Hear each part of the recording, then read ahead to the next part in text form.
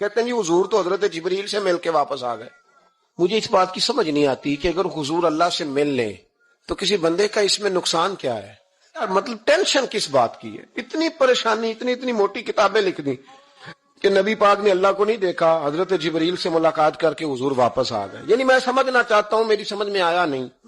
میں نے بڑی عقل دوڑائی ہے کہ اگر حضور اللہ کو مل لیں، ملاقات ہو جائے، قرآن کہتا ہے وجوہ یومئذ ناظرہ الی ربہا ناظرہ، قیامت کے دن چہرے چمکیں گے اس لیے کہ اپنے رب کا دیدار کریں گے. میں بھی کروں گا انشاءاللہ، آپ بھی کریں گے. کہاں چہرے چمکیں گے؟ اس لیے کہ مومن اپنے رب کا دیدار. وہ میرے بھائی اگر ہر مومن دیدار کر سکتا ہے، اور قرآن کہتا ہے نبی کریم علیہ السلام اگر اللہ کریم کا دیدار کر کے واپس آئیں تو اتنی زیادہ پریشانی علامہ صاحب کو، شیخ کو اتنی ٹینشن، اتنے زیادہ وہ آوازار ہوئے کہ اتنی موٹی کتاب لکھ دی، اور ادھر سے دلیل لائے کھینچ کے، ادھر سے دلیل لائے اللہ کا تو ادراک ہی کوئی نہیں کر سکتا، دیکھ ہی کوئی نہیں سکتا، ممکن ہی نہیں تھا. حضور تو گئے تھے حضرت جبریل سے ملنے.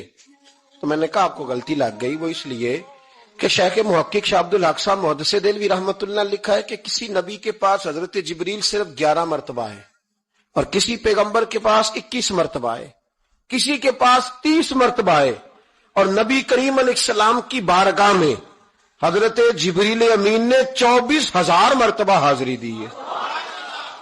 تو حضرت جبریل تو روز سویرے یہاں ہوتے تھے، ان کو ملنے جانے کے لیے اتنی محنت کرنے کی کیا ضرورت؟ وہ تو روز کھڑے ہوتے تھے.